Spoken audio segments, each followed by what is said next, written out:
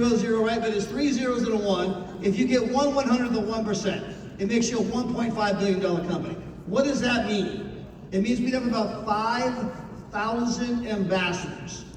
5,000 people that are in the top 1% of all people in the world, and right now, we have less than 100. We are at the beginning, not the end. You guys are all in for a massive, crusade with us. Now, there are things you need to do to become successful. Many people have begun to touch on some of these. Tomorrow, we're going to be training on more of these, okay? So I'm not going to finish the entire list today. But you've already heard from Cynthia's slide about the power of 3-way calls. That's social proof. You heard from Daryl Roberts. It's all about the mindset. Unequivocally. You just heard from Eager about the power of inviting people. You're going to hear from Ambassador Larissa tomorrow on the power of how to start your team. But guys, there are 10 core skills that you want to master if you want to become an ambassador. And the number one skill is just delayed gratification. We know it's not a microwave society. You can't go plant the seeds today and go out tomorrow and say, where's my crop? I mean, come on, that's 2-second grade. It's going to take a while before your harvest is going to happen. But too many people, well, I've been doing it 60 days. Well, guys, if you are a student of big organizations, you cannot ignore the Christian church. The Christian church has 2.5 billion Christians. So whether you're religious or not, doesn't matter. There are 2.5 billion Christians. And if you study, how did that happen? How did we go from 0 to 2.5 billion? Okay? Jesus went out and recruited 12. He says, I'm going to teach you to be what? The fisher of men. What do you think that means, to be the fisher of men? They were recruiters. They went house to house, town to town, got rejected, told the story. One dropped out, even happened to Christ. And from there, they built the single largest organization in the world. Why do I bring that up? Because Jesus was 3 years into his ministry. 3 years. And he actually had a very small following. Jesus, after 3 years, had a small following. It took him 3 years to train up 12 knuckleheads. It took him 3 years, right, to lay down the foundation of what became Christianity. So who do you think you are when you give it 90 days? I mean, 3 years for Christ, guys, it takes a while. But you heard Mr. David Hart talk about spending 5 years to lay a foundation. Me and Gene have been here 13 years. It doesn't happen overnight. Some of you are just beginning to learn the skills. Some of you are just beginning to build the mindset. If you look at Eager and Larissa, how come they're building so fast? They read the book, Think and Grow Rich, 50 different times before they ever got here. They already built a $1 million mindset. They already built a championship mindset. When you talk to Eager and Larissa, you can hear them. They don't let negative and comments and things other people say. It's like water off a duck's back. It doesn't even faze them. Some of you, one person, your deadbeat drunk brother-in-law thinks it's a bad idea and it ruins you for a week. Been there, guilty. In the old days, people were like, oh, I don't know, they would say stuff, and I'd be like, just done, right? I'm done. You got to get a pep talk from your upline to go back out there and talk to somebody else, right? You got to build the mindset. And guys, it is a process. It is not going to happen overnight. So learning the skill of delayed gratification, learning the skill of finding prospects. Now, I recently did a training on this, and I covered 230 different ways to find new people. 230. And some of that's in Trevorian University. Some of what I'm going to mention today, the details of it, will be in Trevorian University. But the number one way to prospect people is in your mobile phone. You heard Eager talk about this a moment ago. Guys, have you called every single person in your phone? No. By the way, we just had the 4th of July. If you live in America, it's a big holiday. At a minimum, every single person in your phone should have gotten a happy 4th of July from you. How hard is that to do? Todd, I can't do that, it's just too much. Hey, John, hope you and your wife are doing well. Just wanted to wish you a happy 4th of July. Every single holiday. You have any idea how many holidays there are? We got August right around the corner, it's Labor Day. Right around the corner, it's going to be Halloween. It's going to be the first day of fall. And then it's going to be Thanksgiving. And then it's going to be Christmas. Then it's going to be New Year's. And then it's going to be Valentine's Day. And then it's going to be St. Patrick's Day. And then it's going to be National Beer Day, National Siblings Day.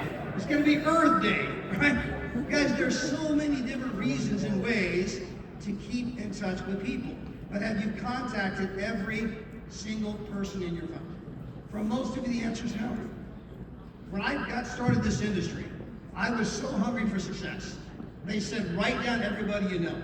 Guys, I kept around those little index cards. When I went through every kind of memory jogger there was, I was trying to write down every single possible name I could think of. I called everybody. Now, this is back when I was 24, 25 years old. I had read the article. This is before he was a politician. I had read the article about Donald Trump saying if he lost all of his money, that he would start over in network marketing. I tried to call his office twice to recruit him. Okay? Yeah, I was that naive, right? Totally naive. But guys, I was willing to call anyone. I was hungry. You heard Daryl talk about that. You gotta be hungry. How bad do you want it? Позвоним до Some of you are Трампа. like, well, I don't want to write their name down. You cannot prejudge people in this business. And I got a guy, Dr. Paul Leo. He's a surgeon in Colorado. Does surgery every day. He's at the hospital at 8 a.m. and he normally calls me at 10 o'clock at night.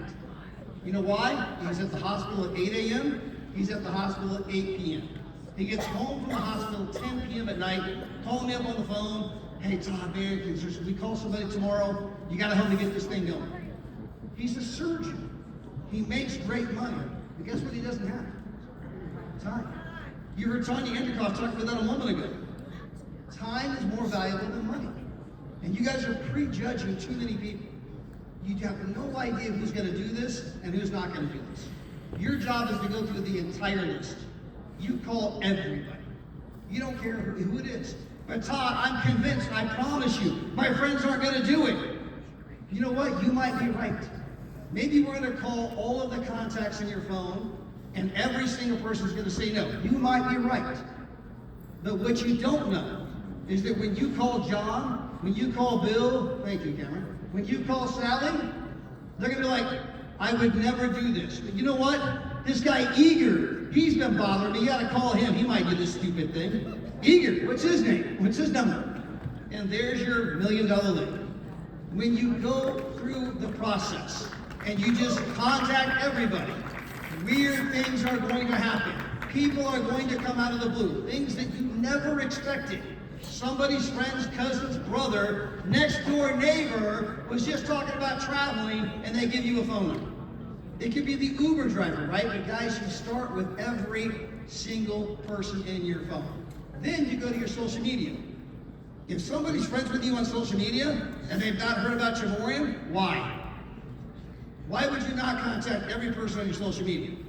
Well, they don't want to hear about my business. Then why are you friends with them? Guys, whose side are you on? Right? Every single person on your social media needs to hear about Travoim and what we're doing. I mean, maybe they don't want to do it. That's okay. But guys, you need to ask. You need to go through the process. Everybody on Facebook, Instagram, if you got Snapchat, you got LinkedIn, you got YouTube, TikTok, and all the other kind of things that people do, every single one of them needs to know about it. Now, when you're done, you need to go through your checkbook. Who are you spending money with? Now, if you're spending money with somebody, it does not obligate them to join our company. But it does obligate them to hear about what you do. Right? If I'm spending money with you, you should at least give me the courtesy of hearing about what it is I do for a living. Now, maybe you don't want to do it. Maybe you don't like it. I'm not obligating you to buy, but I'm obligating you to at least take a listen to what I'm doing. Okay? So you need to go through that entire list. And you need to get serious about it. In normal traditional business, capital is what drives the business. Right? How much money you have. You know what your capital in this business is? It's how many names do I have to call. See, it doesn't take much money to start here. It takes a few $100s. That's no money. What drives this business is not capital. What drives this business is how many names are on your list. How many new people can you meet every single day? And you want to get into what we call prospect abundance, not prospect scarcity. Now, some of you guys make five, you write down 5 names, right? And you call the same 5 people over and over and over and over. And you just beat these people to a pulp, right? And then eventually they join. Not because they wanted to join, it's an economic surrender. Here, I'll join here, pay my credit card.